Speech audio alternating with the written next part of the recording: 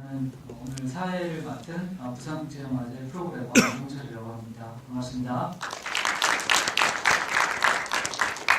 안녕하세요. 10분을 연출한 이용승이라고 합니다. 반갑습니다. 영화 어떻게 보셨는지 모르겠는데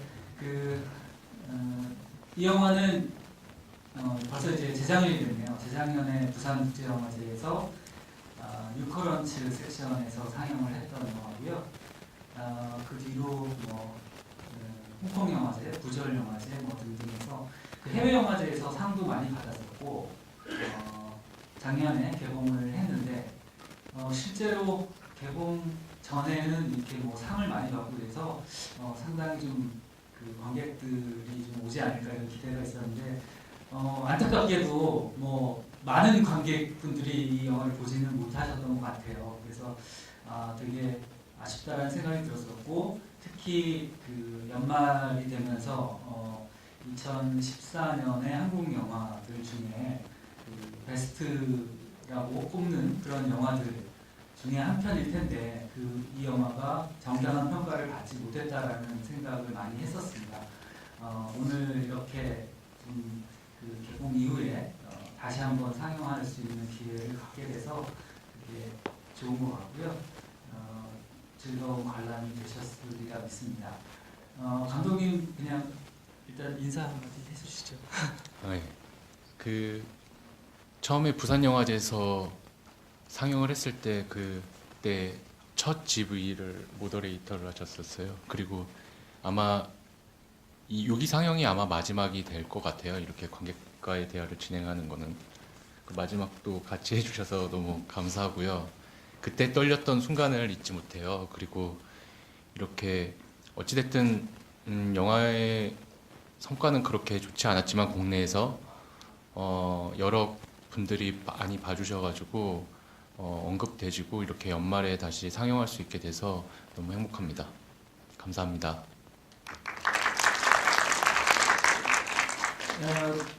최근에 그 드라마 미생이 워낙 그 인기를 끌어가지고요. 미생을 보다가 다시 10분이 생각난 적도 꽤 있었습니다. 아마 비슷한 이야기를 다루고 있다, 그러니까 비슷한 주제를 그리고 비슷한 소재를 다루고 있다라고 생각이 돼서 그랬을 것 같고요. 실제로 그 드라마 미생에서 그 나오시는 과장님하고 여기 노조지 부장이 같은 배우시죠. 그래서 그런 연상도 됐던 것 같고요. 저도 이제 처음에 이 영화 보고 이 영화에 대한 글을 짤막하게 쓸 때 그 웹툰 그때까지는 드라마가 안 나왔었으니까요. 웹툰 미생의 어떤 영화적인 번안 또는 영화적으로 처음으로 이런 이제 미생과 같은 그런 이야기를 다루는 영화가 아닌가 이런 생각을 했었고요. 사실 이제 정규직, 비정규직 문제 또 그 회사에서 벌어지는 여러 가지 권력과 어떤 그 뭔가 이렇게 사실 돈이라고 하는 것을 매개로 해서 뭔가 사람 직장 생활이라는 것이 어떤 식으로 돌아가는지 이런 부분들을 정말 그 다른 영화에서 보지 못했던 어떤 방식으로 다루고 있었고 그래서 처음에 봤을 때 굉장히 신선한 충격이었던 것 같아요. 그리고 그 신선함에서 가장 중요했던 부분들은 그런 이제 소재가 새롭다라는 것도 있었지만 그거를 정말 설득력 있게 다루고 있어서 이 영화의 가장 큰 장점 중에 하나라고 생각되는 것은 그 디테일인 것 같거든요. 너무나 그 디테일에서 이렇게 고개를 끄덕일 수밖에 없는 그리고 공감할 수밖에 없는 그런 부분들이 많이 있었던 것 같아요. 예를 들면 저기서 프레젠테이션 할 때 다과 세팅 문제를 가지고 이렇게 심각하게 얘기하고 이런 거 보면 회사에서 그런 거 한번 경험해보거나 이런 회사뿐만 아니라 학교에서도 그런 일들이 많을 텐데 그 경험해본 사람들이라면 정말 저런 분위기가 있구나 이런 느낌이 확 들 거고요. 사실은 이 영화는 그 자세히 보시면 이 근처 풍경이 좀 나오는데 라는 느낌 받으셨을 수 있을 것 같아요. 영상자료원 근처에서 찍은 장면들도 꽤 많이 있고 실제로 제가 알고 있기로는 감독님이 이제 영상자료원에서도 일을 하신 적이 있어요. 인턴 생활을. 그래서 사실은 이제 부산국제영화제에서도 한 2주 정도 일하신 적이 있거든요. 인턴으로. 그러니까 뭐 인턴 경험이 실제로 감독님이 좀 있으시고 그런 경험들이 바탕이 돼서 이런 시나리오가 나왔을 것이라고 생각이 되거든요. 아무래도 이제 감독님께 이 영화를 이제 어떻게 만들게 되셨는지 이 이야기를 구상한 그 얘기를 좀 듣는 게 순서일 것 같아요. 이 주인공 이름이 강호찬인데요. 여기 1층에 LG GS25 사장님 이름이 강호찬이에요. 그 이름이 인상적이어서 메모를 해놨던 건데 여기 4층 흡연구역이 있어요. 그 흡연구역을 이렇게 가는 장면이고요.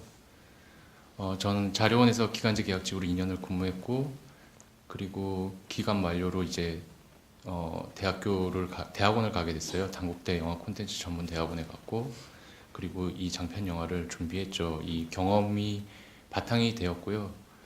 제가 똑같은 경험을 하진 않았어요. 그 회사 생활을 하면서 지켜봤던 그냥 느낌들 뭐 그런 것들을 영화에 담으려고 노력을 좀 했던 것 같고요. 전반적으로 저랑 그렇게 일했던 저나 제 친구들한테 보여주고 싶은 영화를 만들고 싶었어요. 그래서 어떤 식으로든 위로를 줄 수 있을 거라는 생각을 했었고 그리고 그런 것들이 조금 좀 마음을 움직이는 영화가 되지 않을까 이런 생각들을 했었죠. 예, 그래서 만들게 되었습니다. 아마 이제 제일 많이 들었던 질문일 것 같은데 이제 제목이 10분이라서 처음에 영화 출품된 거 보고 10분이라는 제목의 영화가 당연히 단편 영화인가 했죠. 근데 장편 영화더라고요. 참 특이한 제목을 지으셨어요.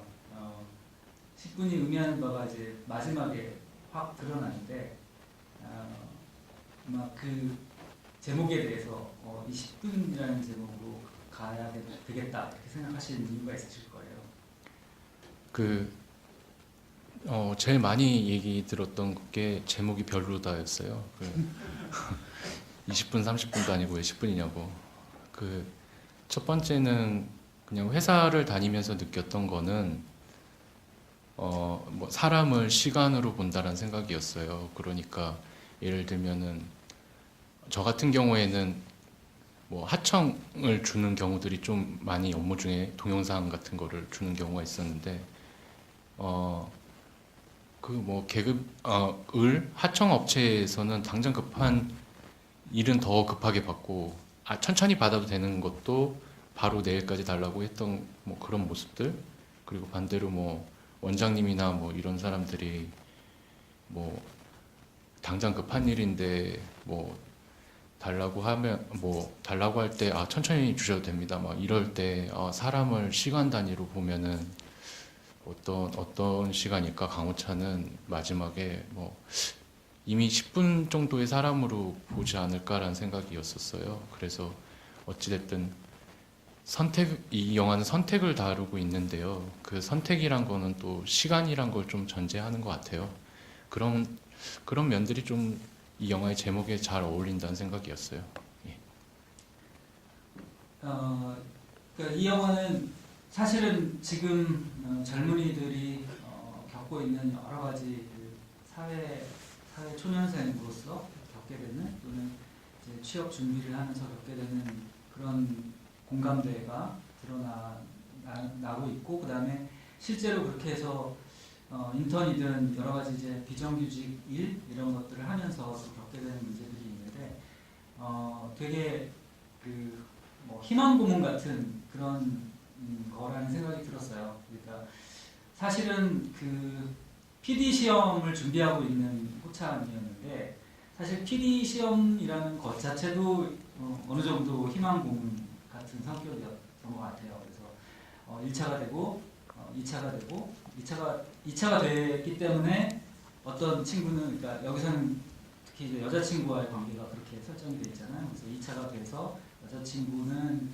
다시 또 시험 준비를 하지만 이 호차는 시험에 떨어져서 안정적인 직장을 택하는 게 좋겠다 이런 결심을 하게 되고 그런데 되게 이 영화는 특이하게도 연애 부분에 대해서 비중이 많이 있을 법도 한데 그렇지는 않거든요. 실제로 굉장히 좀 짧게 다루고 있다는 느낌을 받으셨을 거라는 생각이 들어요. 왜냐하면 보통의 이런 영화들에서 아주 상식적으로 아니면 이제 늘 보는 것들이 연애를 아주 되게 비중이 크게 다루고 뭐 이렇게 해서 영화들이 구성되어 있다면 여기에서는 정말 일과 어떤 사회 생활 이런 부분들에 관련되어 있을 때만 그것이 의미 있게 이제 씬으로 배치가 되어 있는 것 같아요. 그래서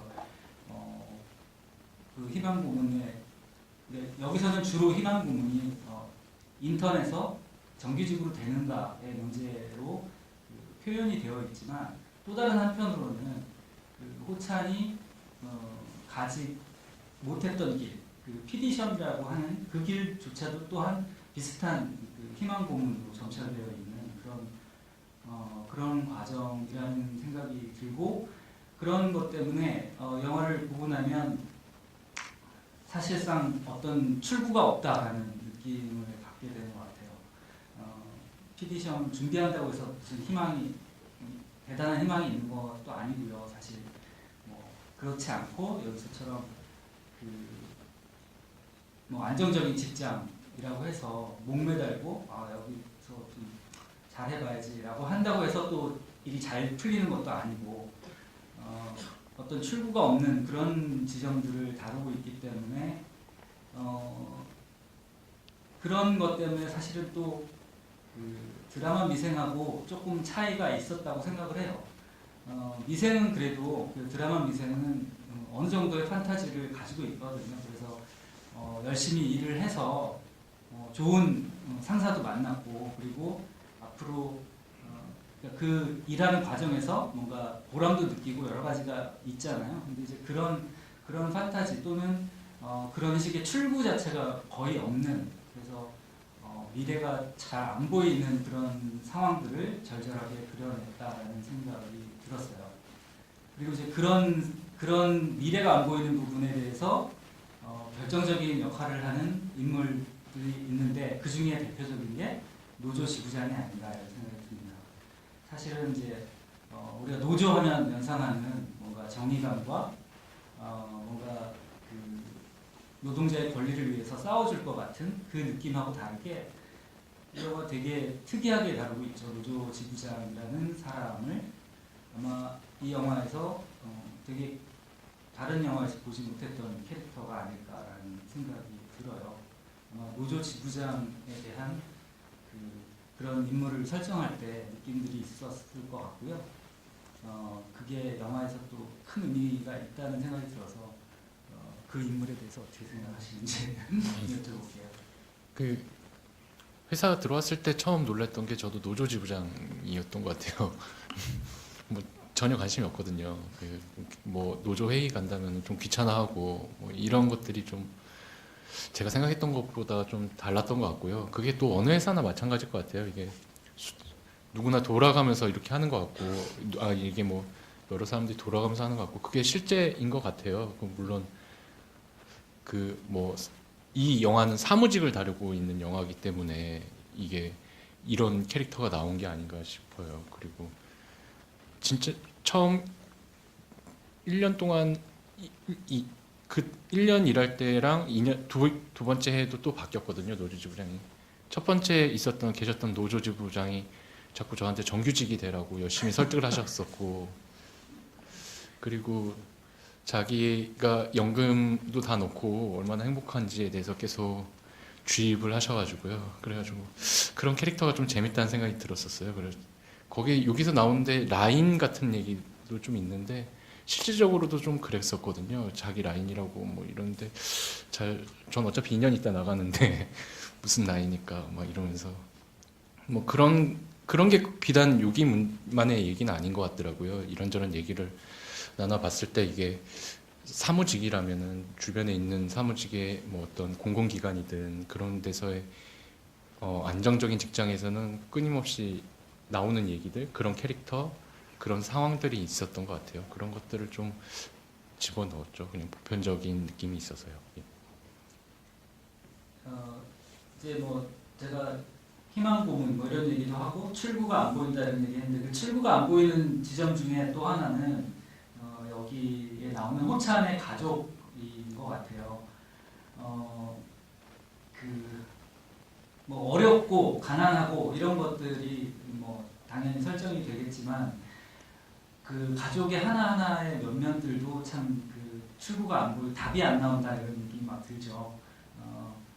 그 아버지는 뭐 일찍 명예퇴직을 하시고 다리가 불편하신데 그렇게 집에 그냥 계속 계시고 어머니가 열심히 그 보험 영업을 하지만 실제로 올라간 전세값을 감당할 수가 없고 그런데 이 가족들이 호찬에게 기대하는 바는 굉장히 크잖아요. 그래서 정규직이 된다는 것에 대해서 또는 그러니까 정규직이 되기 전부터 그렇죠 사실은. 뭐 거기에 그 인턴으로 처음 일을 하게 됐다고 바로 막 사람들한테 자랑을 하잖아요. 그래서 그것이 가지고 있는 그런 큰 부담, 그런 부담감들이 뭔가 이렇게 해결책이 보여야 되는데 해결책이 안 보이고 그래서 호찬이 그래 막 이 상황들 보면 되게 저렇게 그 심각한 배신을 당한 건데 부당하게 자기 자리에 딴 사람이 와서 일하게 됐는데 그래도 그냥 계속 일을 할 수밖에 없는 이유가 그나마 그 돈이라도 되게 중요한 상황이 되어 있고 그런 부분들을 또 잘 설득해내기 때문이 아닐까라는 생각이 들었거든요. 특히 이제 뭐 여기 보면 이제 그런 디테일들이 다 살아 있는데 아버지가 막 그 보험을 들고 막 이렇게 했는데 알고 보니 경찰서에서 이제 조사받는 과정에서 드러나지만 보험으로 그래도 그러니까 이 아버지는 아버지대로 할 수 있는 방법이 그거밖에 없으셨던 것 같아요. 그 불편한 다리로 자기가 가족에게 경제적으로 도움을 줄 수 있는 방법은 그런 식으로 해서 뭐 교통사고를 당한다. 뭐 이런 그 부상이셨을 것 같고 그 순간에 사실은 이제 이 주인공 호찬이 가장 이성을 잃는 그런 상황에 처하게 되는 것 같거든요. 그래서 그 가족을 그리는 부분에 있어서 하여튼 그런 구성원과 뭐 이런 부분들에 대해서 이 호찬의 가족은 어떠해야 될 것 같다 이런 구상들이 있으셨을 것 같아요. 네. 일단 강남에 살았으면 좋겠는데 재건축 지역이어서 가비싸 지역이라고 해야 되나요? 자식 교육 때문에 그쪽에 살고 있는 뭐 이런데 사람들한테는 강남 산다고 말하는 그런 부모였으면 좋겠다는 생각이 들었어요. 왜냐하면은 호찬이 그랬을 때 더 압박이 더 좋은 직장, 더 좋은 회사 뭐 그렇지 않을까라는 생각이 들었었거든요. 그리고 저희 아버지는 경비 일을 하시고요. 저희 어머니는 보험 일을 하세요. 그러니까 이런 제가 좀 짜증이 나는 상황에는 항상 엄마가 전화가 와서 보험을 가입하라고 하는 정말 짜증날 때는 정말 미칠 것 같거든요. 그런 느낌들이 좀 담겨 있고요. 그리고 이 캐스팅 자체가 좀 원하는 캐스팅은 아니었어요. 어떤 예산이나 시간 때문에. 그래서 그런 부분이 좀 아쉽죠. 어떻게 보면은 제가 하고 싶었던 거라 보다는 더 연기 톤이 더 올라갔던 것 같고요. 더 뭐 그런 부분에 제가 좀 실수를 한 것 같아요. 그런 게 조금 이 영화를 볼 때 다시 보면 다시 볼수록 거기가 계속 보이는 부분이 집장면인 것 같아요. 이게 그 집을 한 해 차에 찍었는데요. 그게 28신 정도를 찍었어요. 12시간도 안 되는 시간 동안에요. 그래서 그 집을 그냥 막 찍은 거죠. 어떻게 나왔는지도 모르고 뭐 편집할 때 보고 깜짝 놀래고 막 이랬었거든요. 그런 게 제일 아쉬운 것 같아요. 근데 전반적으로는 저희 가족 얘기가 좀 많이 배어 있어요. 특히 그 정말 힘들었을 때 제가 다시 학부를 졸업하고 회사를 다녀야겠다고 생각했던 거는 집 형편이 좀 많이 힘들었었거든요. 특히 대학교 3학년 때 정말 힘들어가지고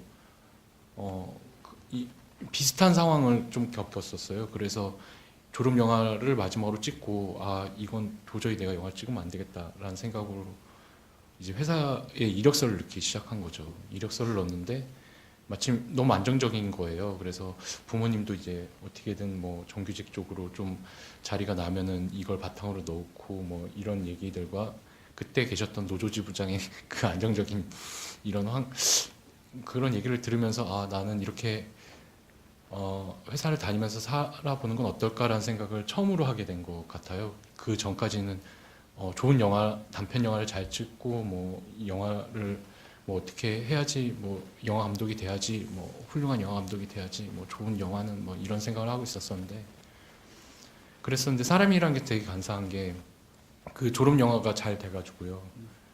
이러니까 혹시 영화에 소질이 있는 건 아닌가라는 생각이 드는 거죠. 그리고 회사를 다니다 보면은 그 사람들의 모습들이 보이잖아요. 어떤 풍경이나 그리고 기본적으로 제가 아침 9시에 일어나는 체질이 아닌 거였어요. 그러니까 너무 힘들더라고요. 한 11시쯤 맞춰서 오고 막 이래가지고 너무 눈치 보이고 뭐 이런 상황이어서 영화로 가야 되겠다, 영화 찍어야 되겠다, 뭐 이렇게 됐었죠. 그런 모든 것들이 이런 게 그냥 가족, 집, 회사, 뭐 저 이렇게 떨어져 있었던 게 아니었던 것 같아요. 이런 일련의 뭐 어떤 결정을 하는 데 있어서 계속 딜레마에 빠졌던 거는 뭐 그런 부분들이었던 것 같아요. 그러니까 이게 합쳐져 가지고요.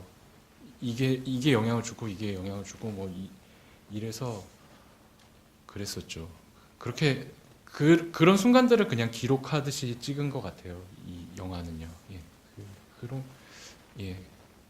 그게 디테일이 되었어요. 그러니까 디테일도 몰랐었거든요.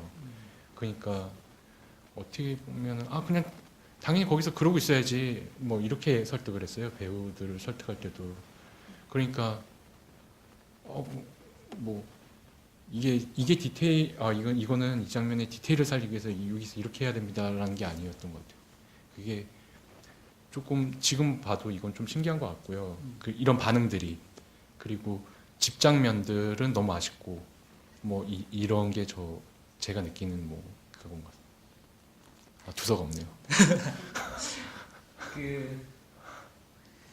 이 영화는 사실 이제 보고 있으면 호찬의 감정에 이입해서 이렇게 보다 보면 정말 화가 많이 나죠. 너무 황당한 시츄에이션에 처해 있고 그런데 그게 진짜 정입가경이잖아요. 시간이 진행될수록 뭐 노조 지부장은 노조에서 뭘 해주겠다 그래놓고는 당구장 가서 당구만 치고 있고 그리고 여기서 이제 사람들의 태도도 되게 재미있는데 굉장히 부당하게 새로운 신입사원이 송은회로 결정이 돼서 왔는데 처음에는 호찬의 편인 것처럼 보였던 모든 사람들이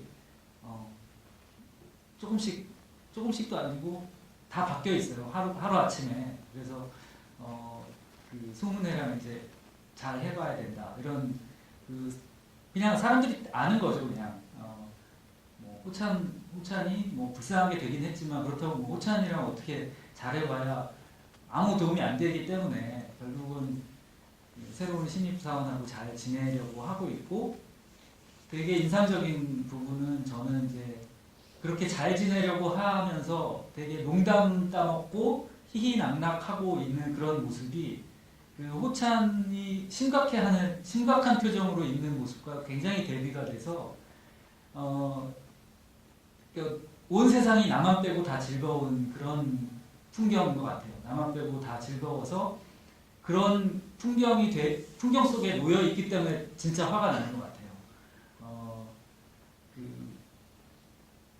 굉장한 분노가 있지만 그 분노를 그냥 그렇게 폭발시키는 그런 장면들이 많지는 않고요. 마지막에 이제 그런 이렇게 막 내가 뭘 잘못했냐고 항변을 하긴 하지만 사실 그렇게 항변을 제대로 하지도 못하잖아요. 항변을 제대로 하지도 못하는데 이 사람의 심정이 얼마나 화가 날까라는 것에 공감하게 만드는 것이 그런 대비였던 것 같아요.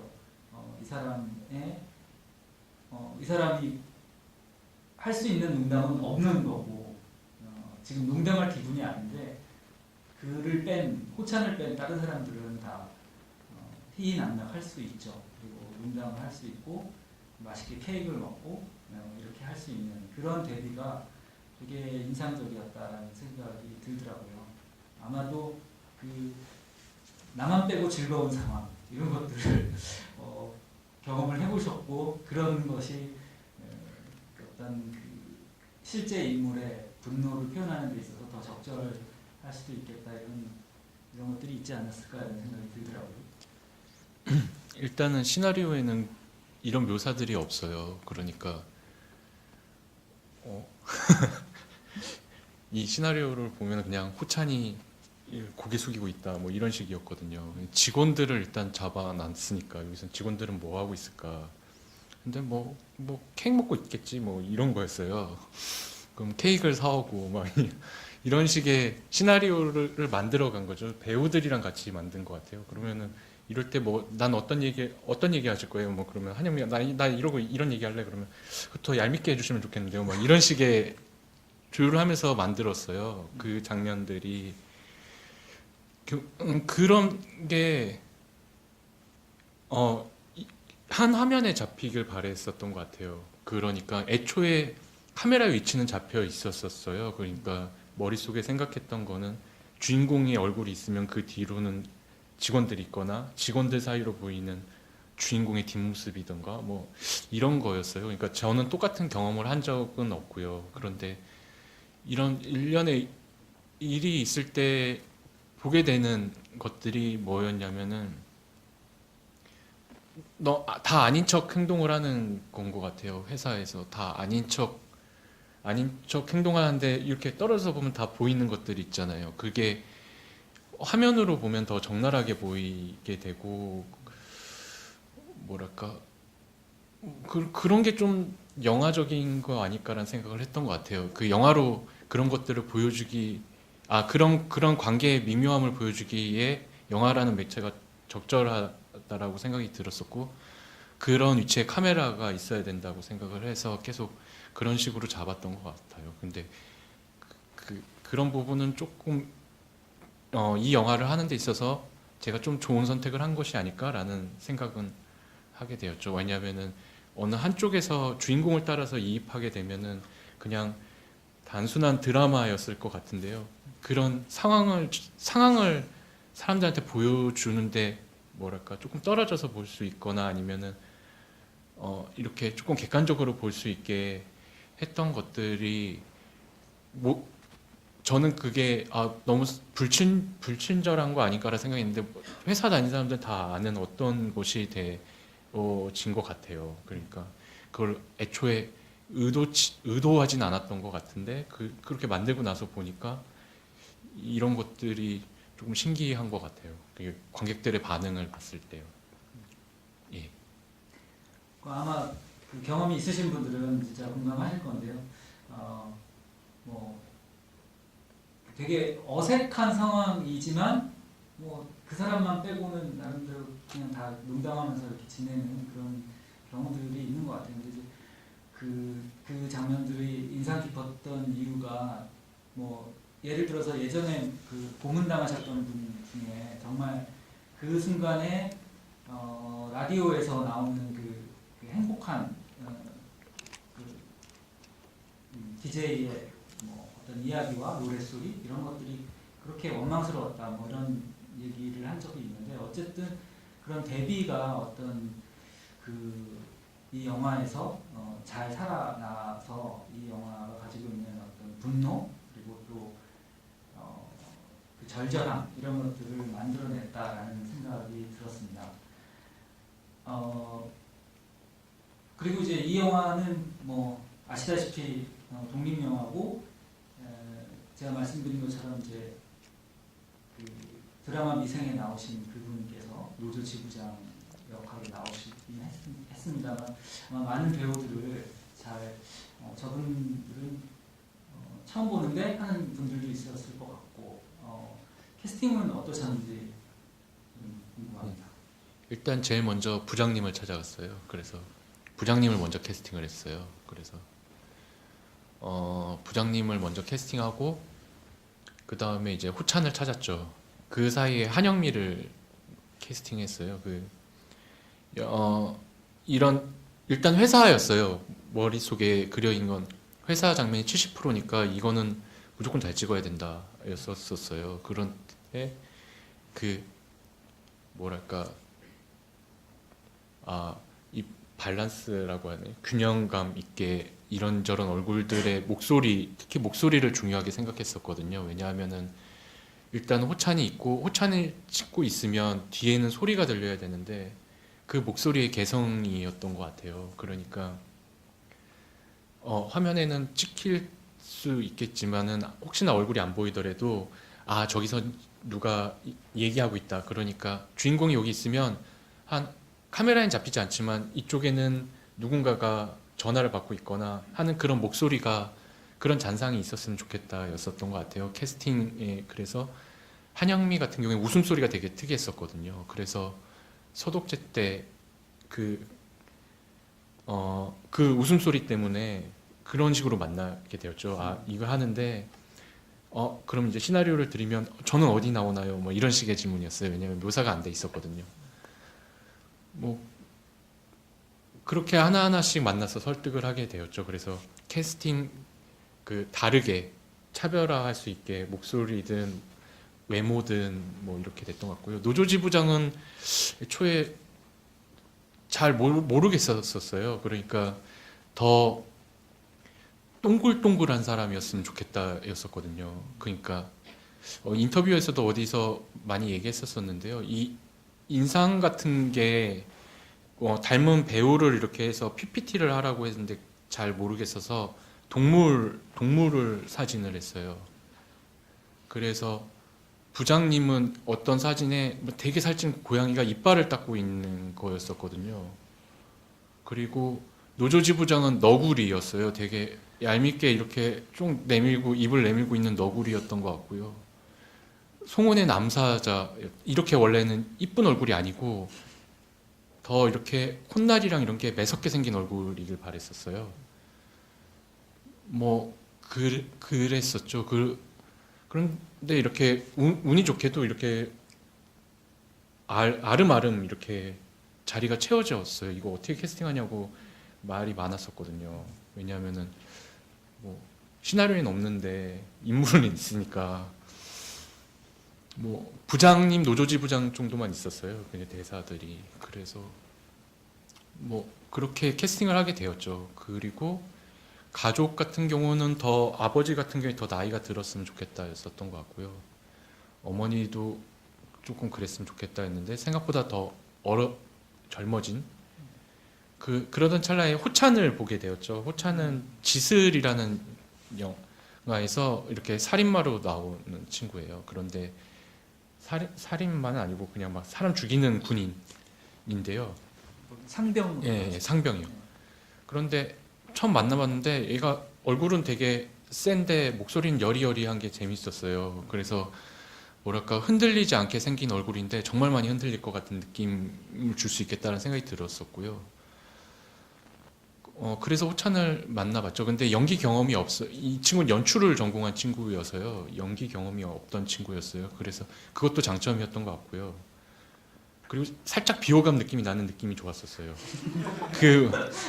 뭐냐면 뭐 이렇게 예를 들면은 뭐 박해일 같은 배우님처럼 이렇게 말끔하고 좀 호감형 얼굴들 있잖아요. 그런 얼굴이 아니라 약간 날이 서 있는 얼굴이었으면 좋겠다 였었던 것 같아요.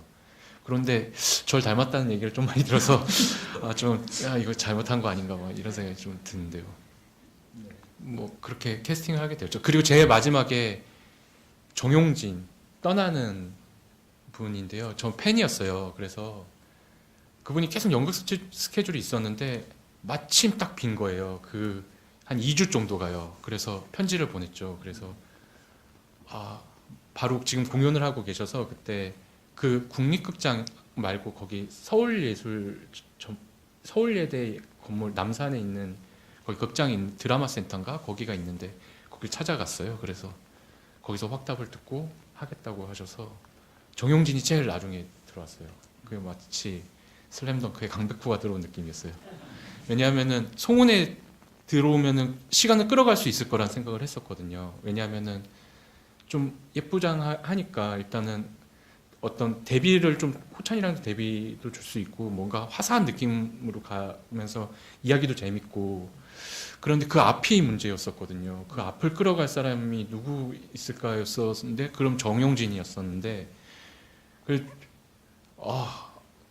이렇게 딱 마침 스케줄이 비어가지고요. 그때 하게 됐어요. 제일 만족스러운 캐스팅이었던 것 같아요. 그때 막 이래 너무 좋아가지고요. 그 남산을 막 혼자 뛰어오면서 막 내려왔던 기억이 나는 것 같아요. 이제 시간은 이렇게 끌어가고 부장님이 어느 정도 균형을 맞춰주면은 해볼 수 있겠다라는 생각을 했던 것 같아요. 그때. 아마 그 주인공 호찬을 둘러싼 인물들 중에 가장 뭐 호감이 가는 인물이었던 것 같은데요. 저는 그 뭐랄까 역할 모델 같은 사람이 회사에 한 명 있어야 되지 않나라는 생각이었고 이 회사가 좀 더 잔인한 회사라면 그렇게 롤 모델은 떠나야 되는 거 아닌가라는 생각을 했던 것 같아요. 그 엔딩 씬이 되게 인상적이잖아요. 그래서 저 그 엔딩 씬에서 이 지진 대피 훈련 그걸 이제 고속 촬영으로 이렇게 하는 걸로 이렇게 처리를 했어요. 그래서 지금 호찬이 선택해야 되는 그런 것들을 영상으로 저게 어떻게 표현될까 싶은데 딱 그 절묘한 표현이다라는 생각이 들게 이렇게 찍었잖아요. 그래서 지진 대피 훈련이라는 아이디어는 어디서 나왔을까 하는 생각이 들더라고요. 그 시나리오에서는 지진 대피 안내 방송이 나온다는데 이거 뭐냐고 다 그랬었어요. 이게 이런 공공기관에 한 달에 한 번씩 뭐 민방위 훈련 같은 거 하는데 뭐가 좋을까 했을 때 흔들리니까 그런 지진 대피 훈련이랑 좀 잘 맞겠다라는 생각. 지진 흔들리고 얘 마음도 흔들리고 있는 상황에서 보는 풍경이었었던 것 같아요. 무엇을 마지막으로 보여줘야 될까였었는데요. 저는 저랑 제 또래들한테 보여주고 싶은 영화였다고 말을 했잖아요. 그게 무엇이었냐면은 이것도 회사 다닐 때의 느낌이었는데요. 예를 들면은 무슨 어떤 계약직이든 인턴이든 아니면 면접 대상자든이 있을 때 정규직에 계신 분들이 하는 얘기들이 되게 폭력적이라는 생각을 좀 했던 것 같아요. 그러니까 한 사람 한 사람을 찝어가지고 얘기하는 모습들이 그런데 이거를 그분들은 잘 모르는 것 같더라고요. 나도 보고 있다고 당신들을. 당신들이 정규직이나 이런 어떤 안정적인 직장을 가지신 분들이 어떤 그거에 진입하려는 청년들을 바라보듯이 청년 역시 당신들의 모습을 보고 있다는 그 장면을 그 지진 대비 훈련 속에 보여주고 싶었어요.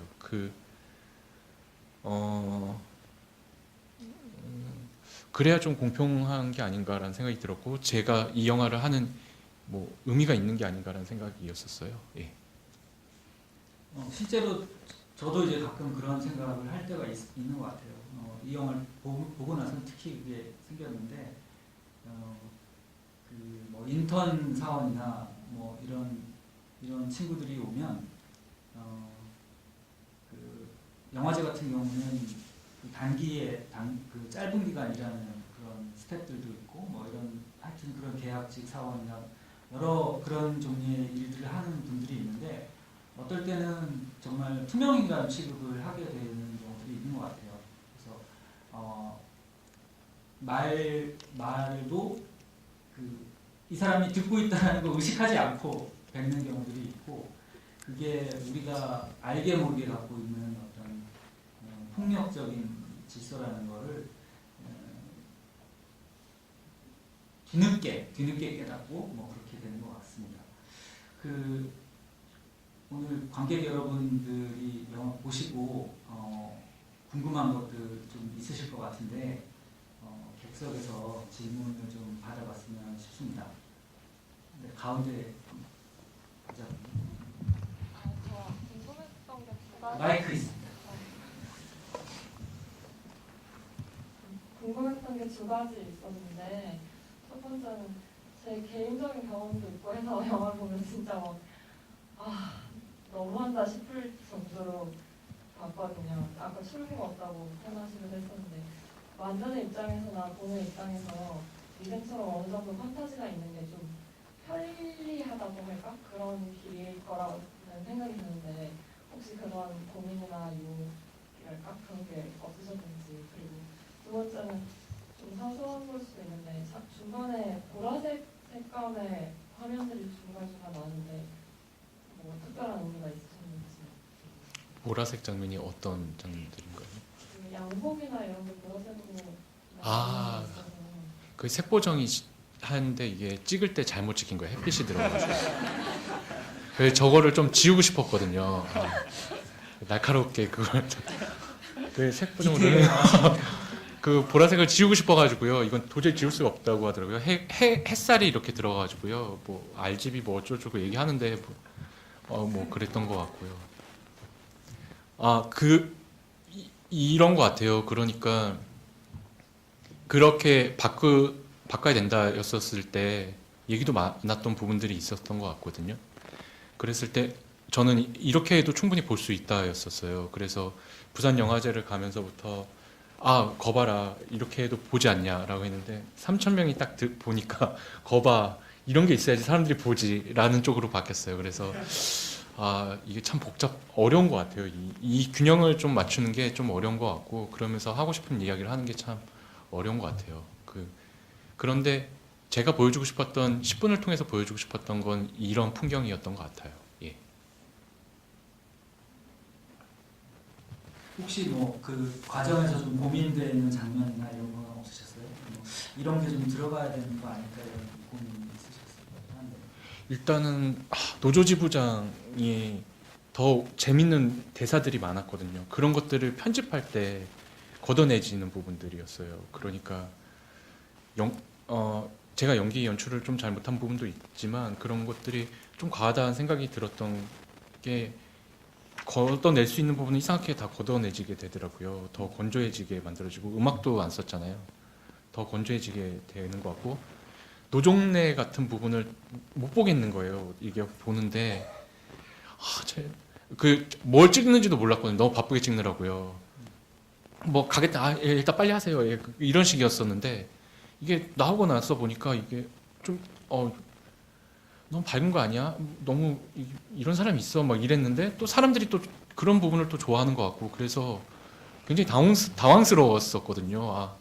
시나리오상에 있는 노정래는 굉장히 건조하고 시니컬한 캐릭터였어요. 근데 애드립을 완전히 열어놨었거든요. 이 영화는 거의 애드립을 열어놓고 조금 도저히 안 되겠는 것들만 눈에 너무 걸리는 거 순간적으로 걸리는 것들만 걷어냈고 그냥 최대한 편하게 하시라고 하시면서 해가지고 그냥 그대로 찍었는데 그런데 이런 부분에서 제가 균형감이 없는 건지 아니면 뭔지 잘 모르겠어요. 그 시간이 지나면 뭐 알 수 있는 건지 아무튼 그렇습니다. 네, 알겠습니다. 네, 또 질문 있으신 분 손 들어주시면 저희 마이크 할 겁니다.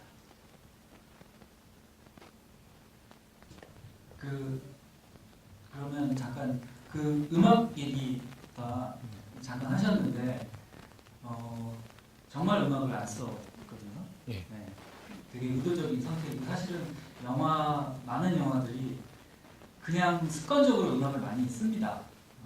습관적으로 많이 쓴다는 거는 음악이 있음으로써 장면의 연결이 부드럽게 되기도 하고 그리고 음악을 넣음으로써 관객들이 좀 편하게 보게끔 만드는 그런 부분도 있고 그런데 음악을 넣지 않을 때는 되게 어떤 큰 결단이라는 생각을 하게 됩니다. 영화를 보다 보면 음악이 거의 잘 안 들어가는 영화들이 있는데 그 계열의 영화들을 우리가 뭐 예술 영화니 뭐 이런 영화라고 말하는 영화들이 많거든요, 사실. 그래서 그런 부분에 대해서는 아주 처음부터 그렇게 건조하게 가겠다라는 생각을 하셨을 것 같아요. 아니요. 그 부산 영화제 첫 번째 프리뷰에는 음악이 들어가 있어요. 그런데 아닌 것 같더라고요. 이게 아닌 것 같아요. 그래서 사운드 디자인을 오히려 앰비언스를 조금 이런 식으로 이렇게 보면은 이 호찬이 이렇게 걸어가서 담배 피러 갔는데 돌아본 부장이 있는 장면인데요. 이거를 귀처럼 사운드 디자인을 했어요. 그래서 한 바퀴가 이렇게 원래 좌우를 균형을 맞춘다고 하더라고요. 그러니까 그런 식으로 이렇게 조금 긴장감을 끌어가게 디자인을 나중에 했던 것 같아요. 그렇게 했던 거는 일단 엔딩 부분에서는 시계 초침이 지금 이렇게 돌아가고 있는 거거든요. 5.1 테스트 한다고 막 많이 들었었는데요. 이렇게 돌아요. 시계 초침 중간에 있게 하고 싶었어요. 극장에서 보신 분들이.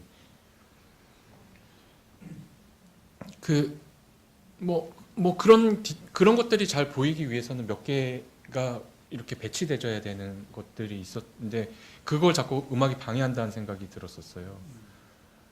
그러니까 진짜 하고 싶은 것들이 그런 거니까 결국은 음악을 또 안 쓴 이유는 그 강호찬한테 사람들이 이입을 하지 못할 거라는 생각을 했어요. 근데 생각보다 많은 사람들이 내 이야기 같다고 하면서 그렇게 해서 좀 당황스러웠는데요.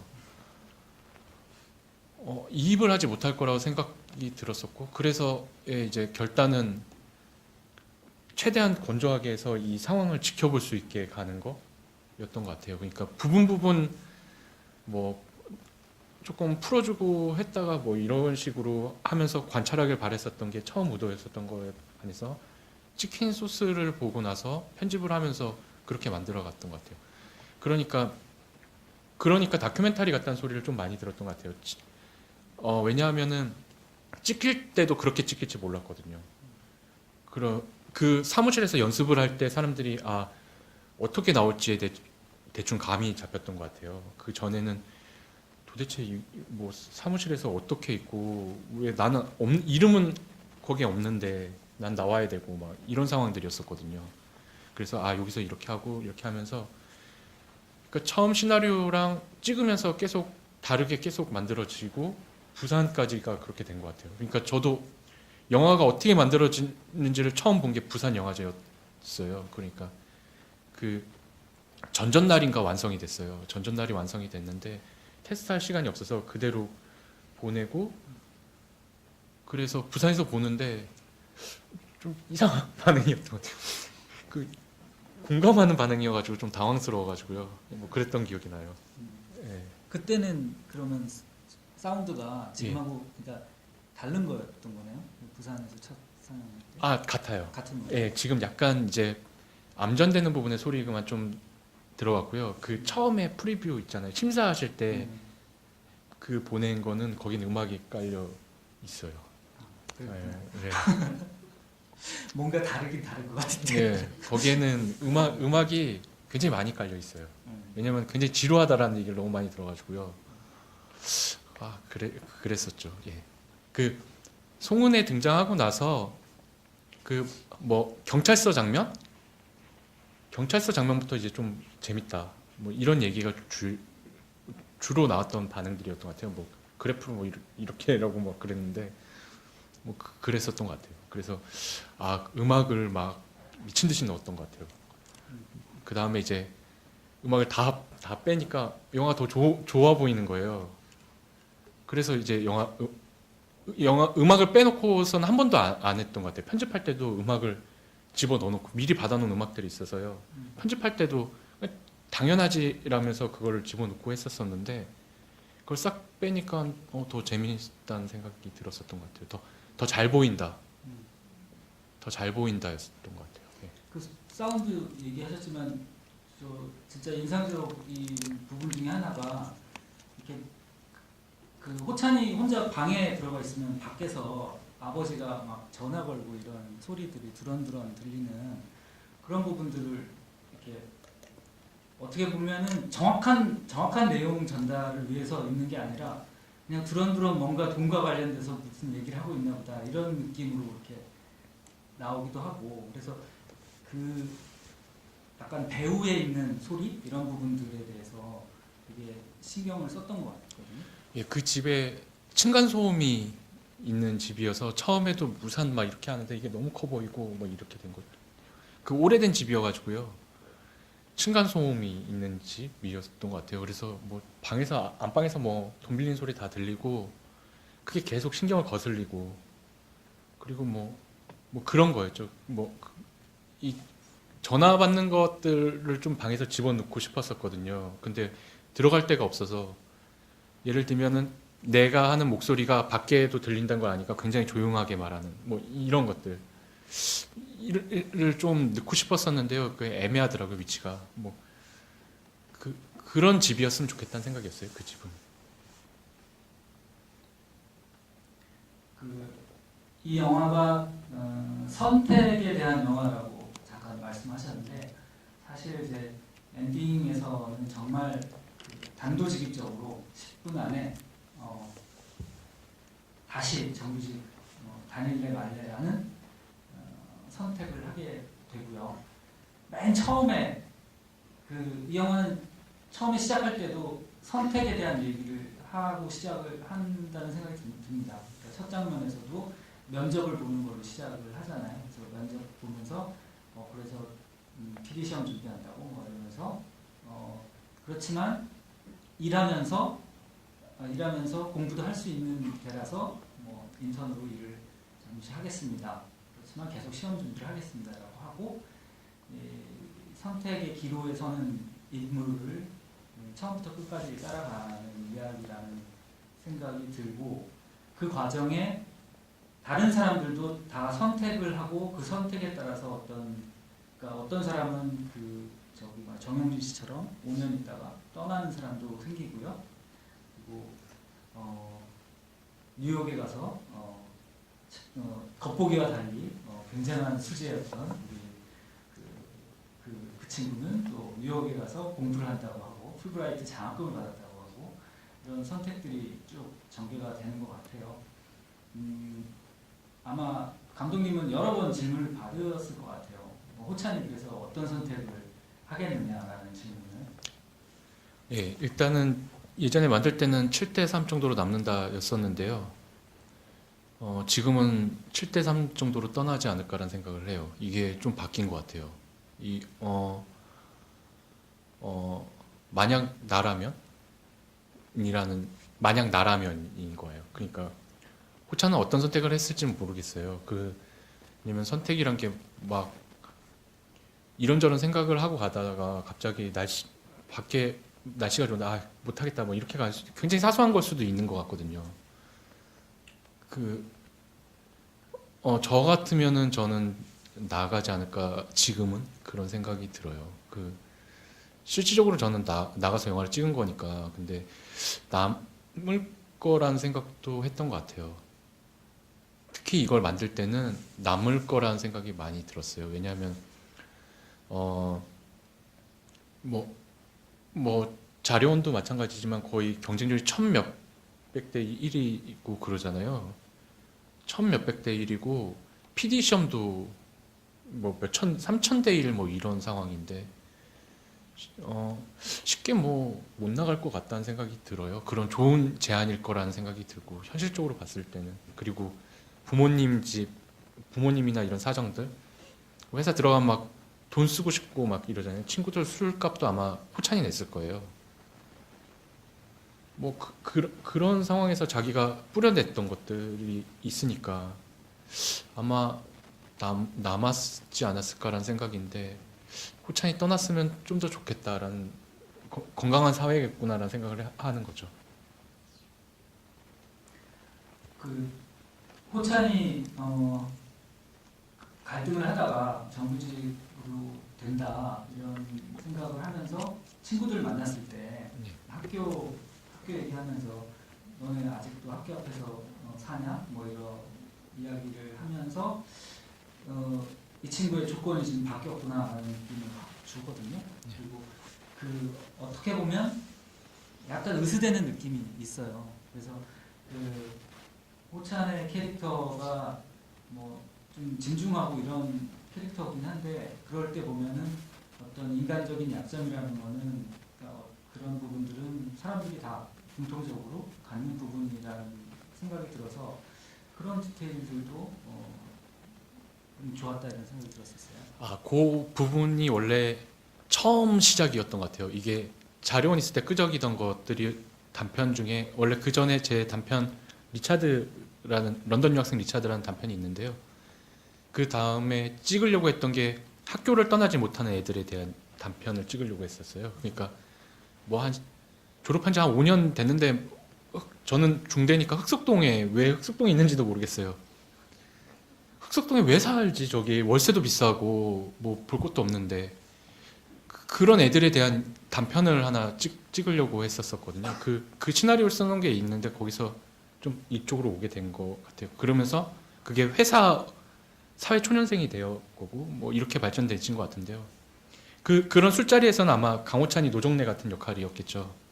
실질적으로는 그런 모습들이 그냥 보였으면 좋겠다라고 했는데 지금 대사가 한 3분의 1 정도로 편집이 된 것 같아요. 지금 있는 부분들에 애드립까지 해가지고 저게 한 2분 30초 3분짜리 술자리 씬이었어요. 옆에 그 사람들이랑 이렇게 시비 붙을랑 말랑 하는 거 있고 뭐 그런 것들이 다 그냥 필요한 부분만 딱 들어가진 것 같아요. 이게 좀 더 현명한 연출이었으면 이게 더 이렇게 해서 더 풍성하게 했었을 텐데 그런 부분도 좀 아쉬운 것 같아요. 결국은 얘가 회사도 중요하지만 친구도 중요하고 애인도 중요하고 집도 중요하고 뭐 이런 것들에 대한 것 좀 더 전략적으로 좀 더 짧은 시간 안에 함축적으로 보여줄 수 있는 방법들을 선택했어야 되는 것 같은데 그때는 제가 너무 부족했던 것 같아요. 혹시 질문 또 있으신 분 계신가요? 뒤쪽에는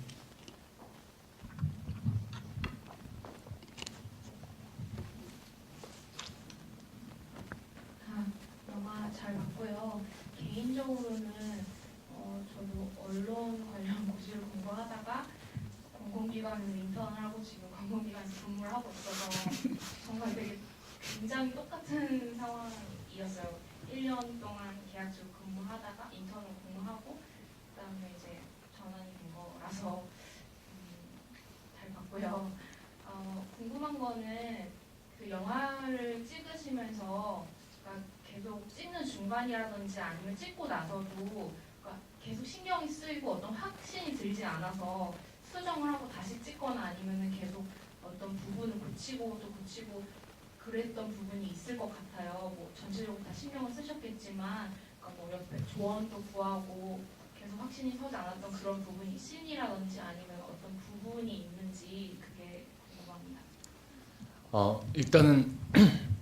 일단 완성이 목표였었고요. 그래서 망했다는 생각을 하면서 계속 찍었어요. 그러니까 어느 한 부분이 아니라요. 그냥 회차를 다 망했다. 계속 이런 식으로 생각을 하면서 찍었는데 새 씬은 잘 찍고 싶었었어요.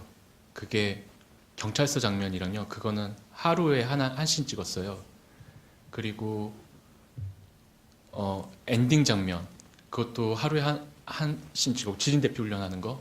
그리고 횟집 장면 술 먹고 막 하는 장면 그거를 한 회차씩 찍고 나머지를 12회차 동안에 찍은 거예요. 총 15회차였거든요.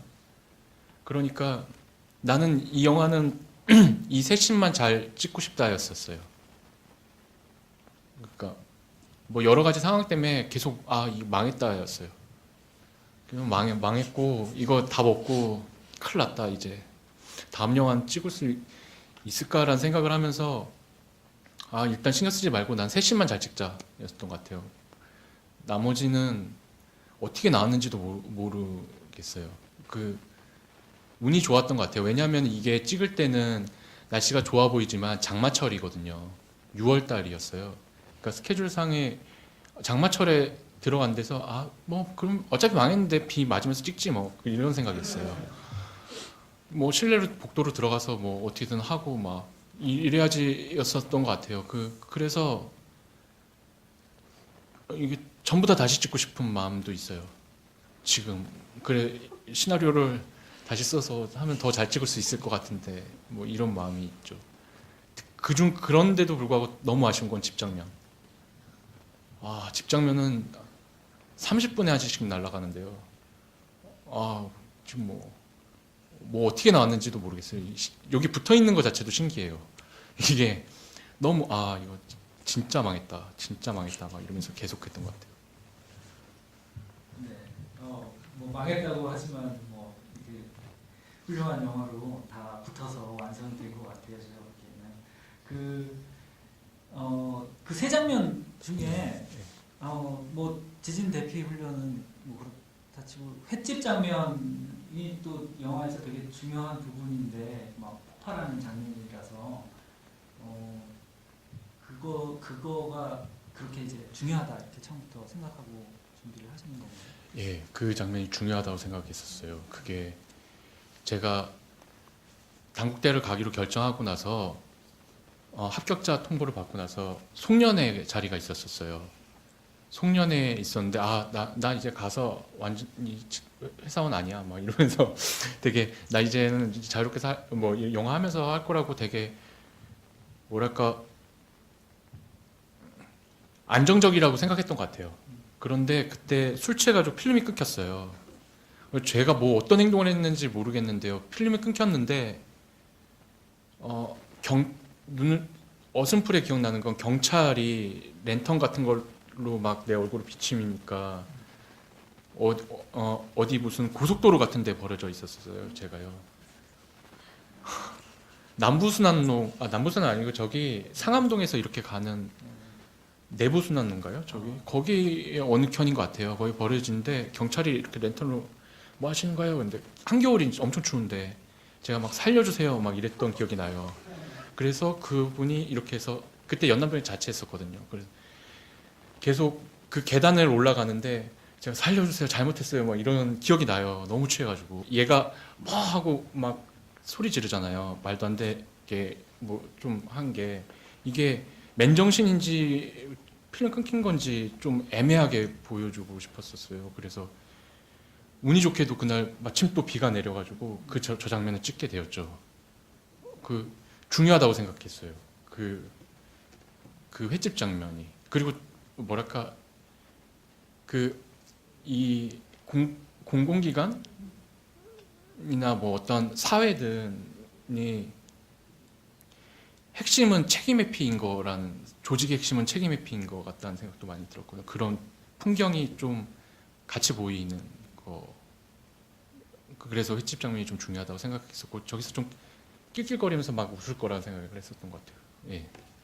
저는 그 횟집 장면의 느낌이 약간 그 무슨 액션 영화 보는 느낌이었거든요. 이 사람이 저 사람한테 공격하면 저 사람은 이 사람한테 공격하고 막 서로 비난하는 분위기 그런 거라서 그런 부분이 되게 재밌다라고 생각을 했고 그게 이제 그 클라이막스로 잘 구축이 됐다라는 생각이 들었었던 것 같아요. 혹시 그 시간이 거의 다 된 것 같은데 마지막 뭐 질문 있으시면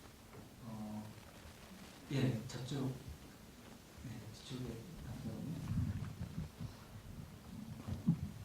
예, 영화 너무 잘 봤고요.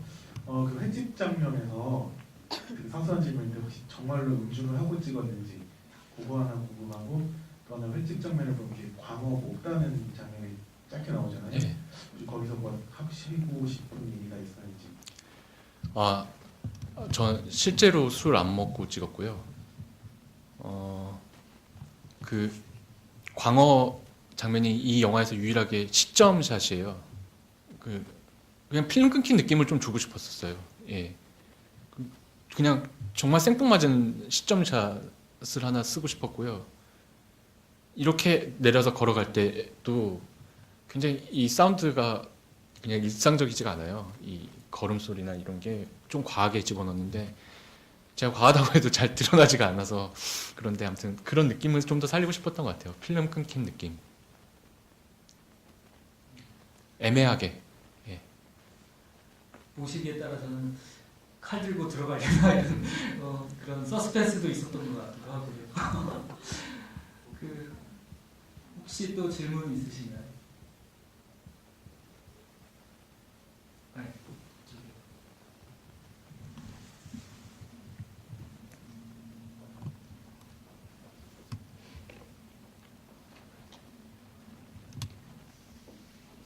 제가 답변하시는 중에 찰나를 잘 못 들어서 한 번 더 여쭙고 싶은 게 아까 그 결론에 대해서 말씀하실 때 그래야 건강한 사회일 것 같다라는 멘트를 하셨는데 그게 떠나야 건강한 사회라는 말씀이신지 아니면 남아야 건강한 사회라는 말씀이신지 찰나를 잘 못 들어서 한 번 더 여쭙고 떠나야죠. 떠나야.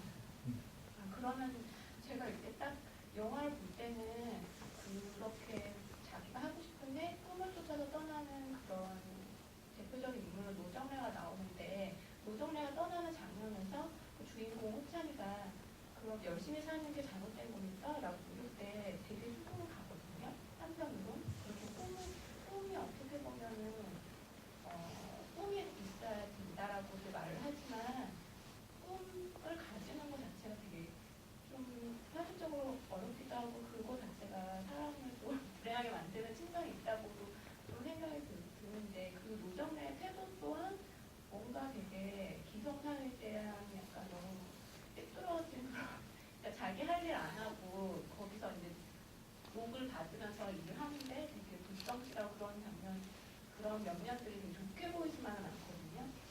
그래서 그런 거에 대해서 어떻게 생각하시는지가 조금 궁금하고 그 연애에 관한 부분에서 여자친구와의 관계가 조금 결별로 끝나는 것처럼 저는 느꼈거든요. 왜냐하면 마지막으로 여자친구가 등장하는 장면에서 굉장히 보통 여자들이 이별할 때 하는 그런 식의 되게 예쁘게 가장 이별할 때 예쁘게 차려입고 나가는 패턴이 많잖아요. 예쁘게 차려입고 잘 있어 라고 말하고 돌아서는 장면이 아 저들은 저렇게 헤어지는 건가 라는 안심을 주는 것처럼 느껴졌는데 그렇게 큰 갈등도 없이 그런 결별을 암시하는 장면을 넣으신 이유는 뭡니까? 좀 궁금하고 그 마지막 크레딧 올라갈 때 유심 봤는데 신혼부부라는 그 역할이 있었는데 제가 영화 중에서 신혼부부를 못 본 것 같은데 그 부분은 어디에 있다는 생각이 신혼부부부터 얘기하면 집 볼 때요, 처음에.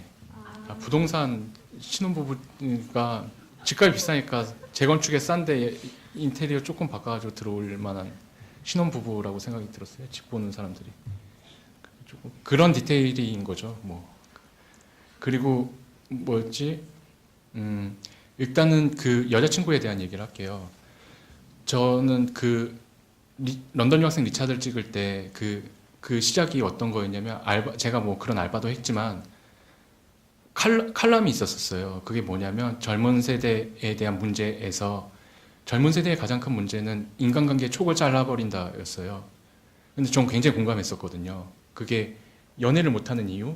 뭐 이런 것들이었는데 그런 느낌에서 좀 바라봤던 것 같아요. 그리고 저 같으면 이혼이래. 헤어지진 않았을 것 같은데 호찬이라면 뭐 어찌됐든 떳떳하게 만나고 지금 어차피 여자친구 만나면 데이트 비용도 들고 뭐 여러 가지 것들을 고려했을 때 일단은 정리를 할 것 같다는 생각이 들었어요. 서로. 뭐 그런 생각이 들어서 일단은 이별의 뉘앙스를 준 거였었던 것 같고요. 그리고 그렇기 때문에 호찬이 아버지 경찰서에 있을 때 더 화를 낼 수 있지 않았나? 더 막 미친 사람처럼 괴팍하게 막 이렇게 할 그 어떤 회사에서 받은 분노를 엉뚱한 데 푸는 뭐 이런 느낌을 살리고 싶었었어요. 그런 거였던 것 같고요. 일단은 강호찬이 거길 나가더라도 강호찬이 성실한 사람이 아닌 건 아니잖아요. 불합리한 것들을 피하더라도 다른 곳을 가더라도 그와 비슷한 차선책의 회사들을 갈 수 있는 사회여야 된다고 생각해요. 어찌됐든 중요한 거는 결국 그 차선책이 없기 때문에 이게 아웅다웅하면서 하는 게 아닌가라는 생각이고요. 그것이 굉장히 큰 문제지 않나라는 생각이에요. 언제부터인지 저는 그런 생각이 드는 게 전 자료 났을 때 뭐 토익도 본 적이 없어요. 근데 이상하게 뭐 전공이랑 살려가지고 뭐 이렇게 했는데 뭐 굉장히 스펙이나 뭐 이런 것들을 조장하는 사회가 된 것 같아요. 그렇기 때문에 내가 만약에 그런 틈새로 들어가면은 거기가 최선의 선택인 것인 양 느껴지는 것 같아요. 그게 아니더라도 뭐 여기 아니더라도 저기 가도 여기 가더라도 자기가 똑똑하게 살 수 있는 게 많잖아요. 뭐 방송국도 뭐 인터넷 방송국도 있고 엄청 많잖아요. 아니면 개인 방송을 할 수도 있는 거고. 그게 단순히 월급을 얼마 받는지 뭐 이런 게 아니라 그 직업군의 자신의 만족도가 사회에서 존중되는 사회여야 된다고 생각해요. 그랬을 때 이 사람이 선택의 여지가 넓어질 수 있는 거죠. 그렇기 때문에 저는 강호찬이 나가는 게 좀 더 건강한 사회인 것 같아요. 그러면요, 마지막 하나는 더 좋겠는데요.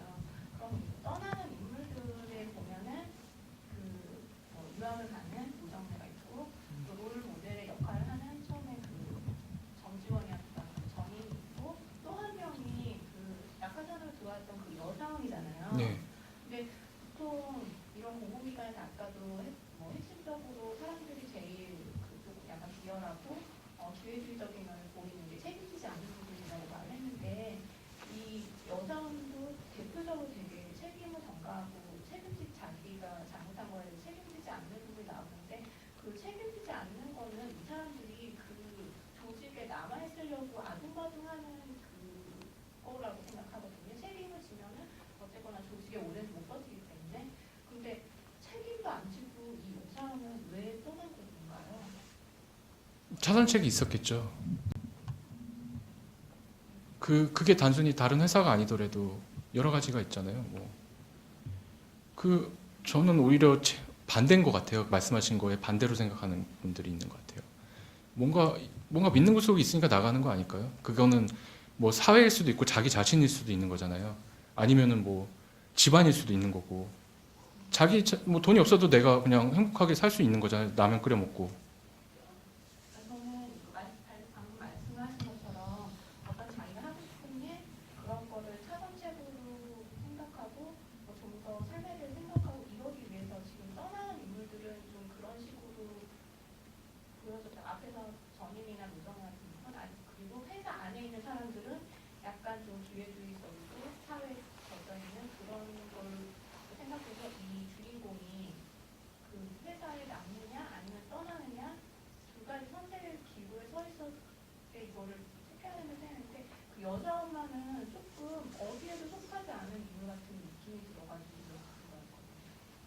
예, 그렇게 했고요. 다양하게 해석할 수 있는 여지들이 있는 것 같아요. 그러니까 뭐 이 사람은 이래, 뭐 저 사람 저래 이렇게 찝은 게 아니라 뭐랄까 그냥 풍경처럼 그걸 의도하고 쓴 게 아니거든요. 그러니까 뭐랄까 그냥 어떤 풍경처럼 보이길 바랬었어요. 그런 것도 그런 부분에서의 그런 것들이 보인다는 것도 뭐 그럴 수 있을 것 같아요. 그런데 제가 하고 싶었던 어떤 이야기는 방금 전에 제가 얘기했던 그런 부분이었던 것 같아요. 예.